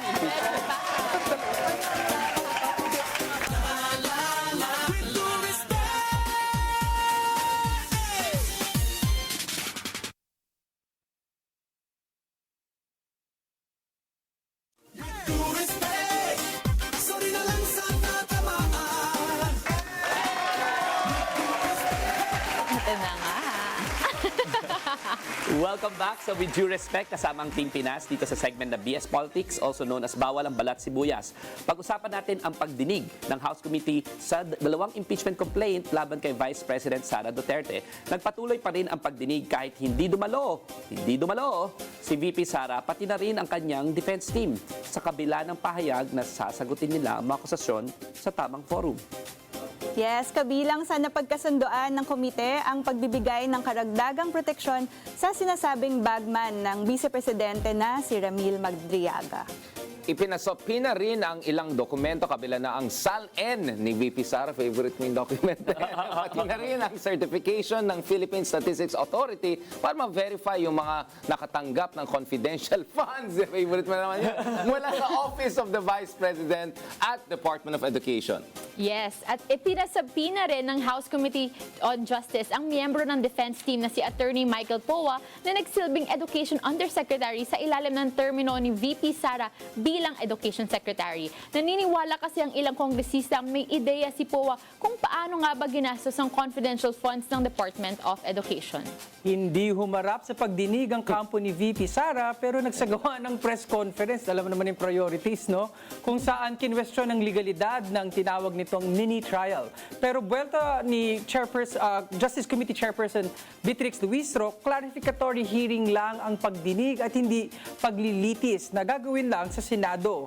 Sa inyong palagay, usad ba ang reklamo kahit hindi humarap sa komite ang kampo ni VP Sara? Lahat yan, dito lang sa Balat Sibuyas! Ni Dino De Leon. Bawal ang pikon! Huwag kang BS! Balat Sibuyas! Ito na, Dino. Time to shine. Parang tama yung fearless forecast mo, Oo Attorney nga, Dino. no? Oy, diba? Nung 2 Ay, episodes fair. ago. Diba? Sabi ko rin, di si Ayan, supot, may di ba? free chicheria ka Oo na. nga, pre-chichirya For muna your ako kasi. correct, fearless Oo, forecast. hindi sisipot. Ako naman. Yan tuloy, ikaw na tuloy magsalita. Ay, kami kukuha na yung Sa amlak yan. Yung, di ba? Di ba? Ano, di ba? Trace the money, di ba? Oo nga. Well, ang makikita natin dito, di ba? Una, pag-usapan natin hindi pagsipot, no? Kasi, di ba, gusto mo ng bloodbath? There will be a bloodbath. Pa-bloodbath ka pa, hindi ka naman pala sisipot. Simula pa lang. Tama. Tapos pupunta na naman sa Supreme Court dahil lang sa isang word na mini-trial na ginamit na sinabi naman, hindi ito mini-trial. May clarification naman afterwards, no? So, tinitake advantage yun yung iisang word na yan. Nakitang-kita naman sa proceedings na walang mini-trial, walang direct examination, walang cross-examination, walang redirect, walang recross, di ba? Binibigyan linaw lang kung ano ba yung ebidensya at binibigyan ka nga ng chance na sumagot. Yun yung unang-una, no? So, magkanda ka na mag-bloodbath, pero hindi ka naman mag-a-appear. So, anong tawag sa'yo? Duwag. Duwag. Duwag tong si Sara Duterte na harapin ang kanyang mga akusasyon laban sa kanya. Tapang-tapangan, puro posing, poser. Itong si Sara Duterte kasi at duwag, hindi naman talaga matapang. Yun yung una. Pangalawa, Magaling manapa. magaling manapa. Kasi performance. Hindi, kasi performance. Marami nanonood nasa national Pero TV hindi lang performance, talagang may... Nananabang talaga. no? Tuluyan niya talaga eh. Pero, ano yung sabi mo kanina, Richard? Ikaw nagsasabi, AMLAC. Actually, matagal na may inisip yun, di ba? Dapat noon pa, AMLAC goes up against any yung mga anomalous na mga pangyayari. Bakit, what is the legal process pa for them to get going? Napaka-importante nga dapat yan na mas ako Follow the money, di ba? Yun follow yung- the money, the yun nga yung rule purpose Yun yung rule yung purpose ng AMLC, di ba? So ang nangyari, di ba, pinasampina na ng House yung bank record supposedly tsaka yung AMLAC, no? So makikita na natin dito again, despite the fact, tinan mo, dati hiningi ko yung SALN ni Rodrigo Duterte tsaka Nung ni Sara. nakakulong pa siya. Nung nakakulong pa, ay nung Pangulo pa siya. Oo. Presidente pa siya, hinihingi ko na yung SALN nila, hindi binigay. 'Di ba? Sabi, 'di ba, kasi yung ombudsman noon napakagulo, si Martires. Hindi siya magulo. Ay, may ombudsman ba nun? Wala siyang ginagawa. Oo, walang ginagawa. Anong walang Figurine. figurine? Hindi. Actually, hindi figurine eh. Ano eh, pader. Pader. Pader. Oh, kasi Protection. pinipigilan pa posisyon, Walang no?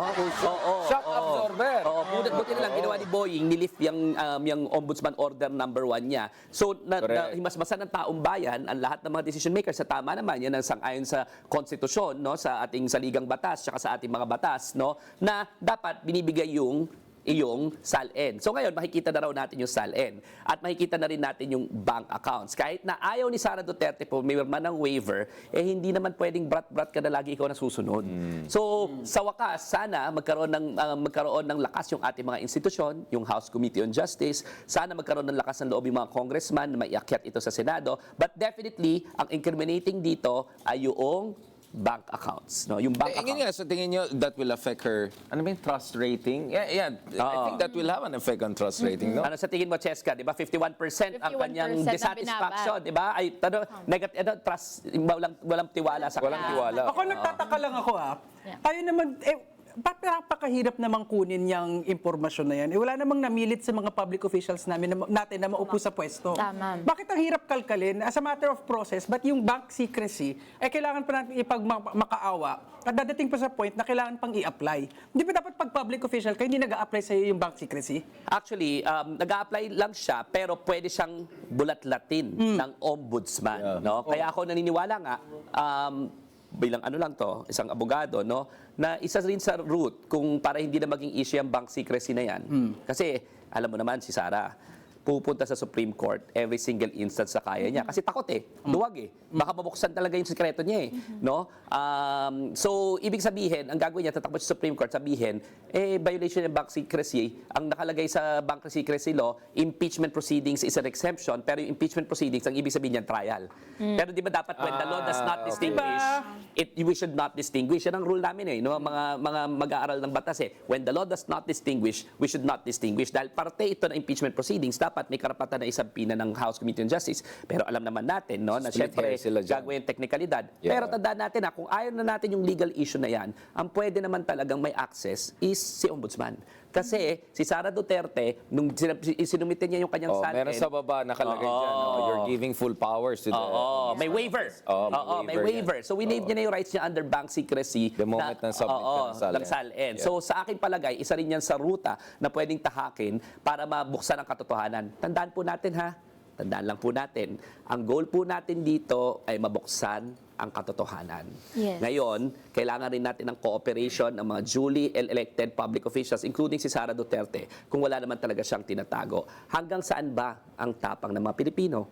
Hanggang saan ba ang tapang ng ating mga institusyon para siguraduhin na may pananagutan dito sa ating bansa? All of us, collective journey po natin itong impeachment proceedings na ito. At sana bantayan natin at ma-make sure natin this time around na merong pananagutan. Sabi nga ni Bato, di ba, na nang tatago, wala ka naman dapat kinakatakot kung wala ka naman kailangan itatago, di ba? So, sir, yun lang.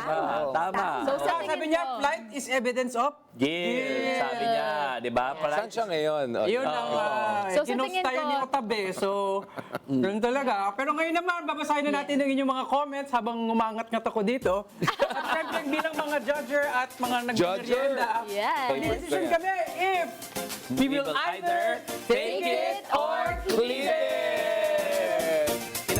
Take it or cleave it. Ilan nanonood? 800. Wow. Okay. Okay. O sige, basahin na natin yung una. Ilang Sino? winners?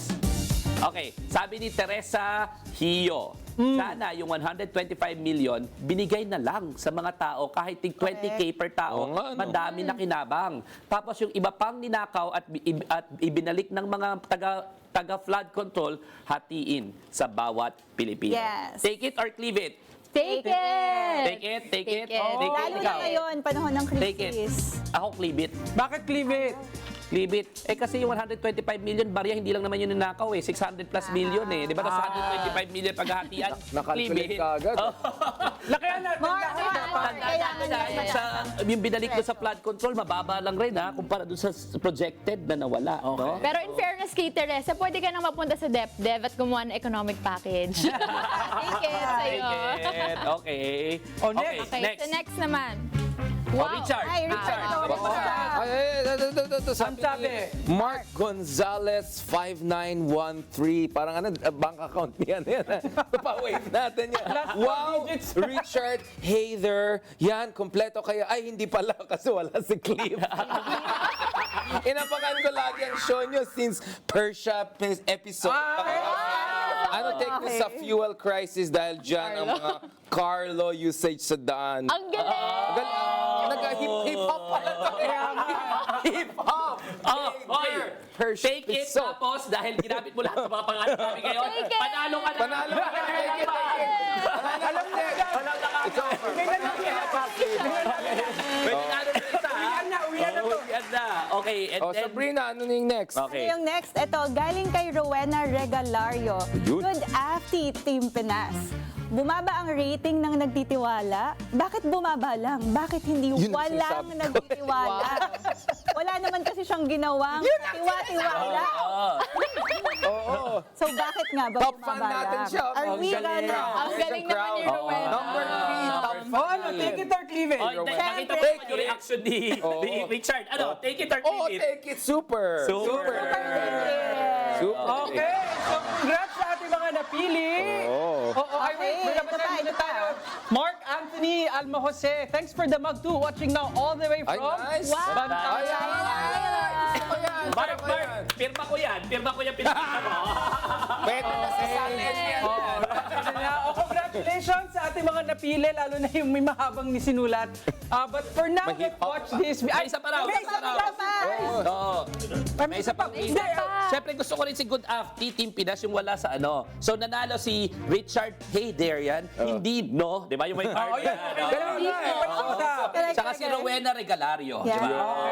Congratulations, papadala po namin ng Team Pinas mug ninyo na may mga pirma ng mga host today. Ang biggest Special, attempt namin. nandito si Richard. Oo nga. Ang biggest attempt namin ito na makumpleto ha, pero hindi no. Hindi. Hindi. Oh, Si Clive. pero paalala lang natin, no, ang dami natin pinag-uusapan. Oo, paalala natin. At bago ako masamid, marami tayong pinag-usapan, maraming nagbabangga ang mga opinion at pananaw. Pero lahat na sinasabi natin, ito isa lang ang pinaghuhugutan para ikabuti ang ating bansa. Tama. No, kaya pinapaalala namin sa Team Pinas sa pamamagitan ng video na ito, ang pamahal natin sa Pilipinas.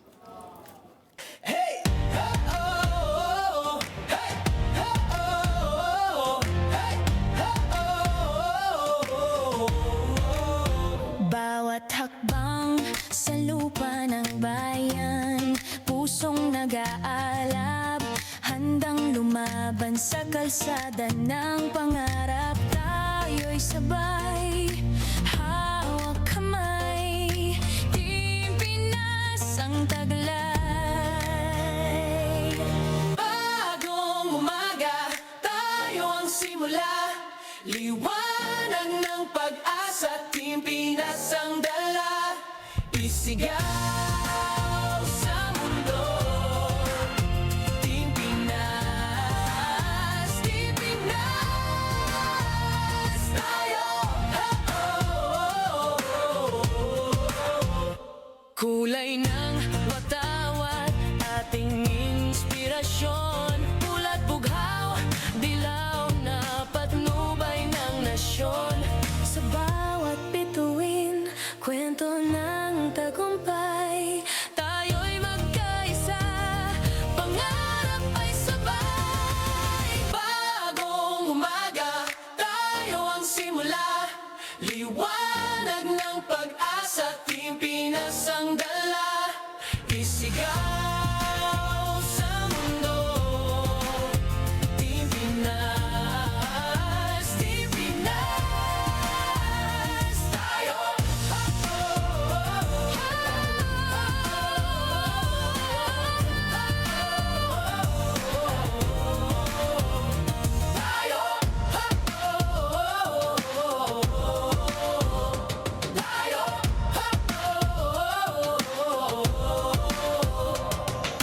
Bagong umaga, tayo ang simula, liwanag ng pag-asa. Team Pinas ang dala, isigaw sa mundo. Team Pinas, Team Pinas, tayo. Team Pinas, Team Pinas, tayo. Taba, ayan. Oo, hirap ipantay. Ang ganda. At dyan na naman po nagtatapos ang isang ang isa't kalahating oras ng bardagular at malamang talakayan natin sa iba't ibang issue sa Pinas. Muli, maraming salamat po sa lahat ng naki-vibe check at naki-deep dive ngayong hapon. Nabitin ba kayo sa kwento? Alam, ikaw Huwag po kayong mag-alala dahil makakasama niyo po ulit kami sa susunod Uy, kasama ka na linggo. next week, ha? Yes, you should be here, ha?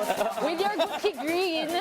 Sunod niyong mapapakinggan sa DZMM Radyo Patrol sa Istrenta, FMR radio stations at PRTV ang programang Connect Ka Dyan kasama sina Franco Reyes at Doc Luisa. Ay, tandaan, wala pong personalan. Dito lang yan sa With Due Respect! Walang personal. Dami. Marami pa kaming gusto sabihin. Favorite ko itong Hindi na ka.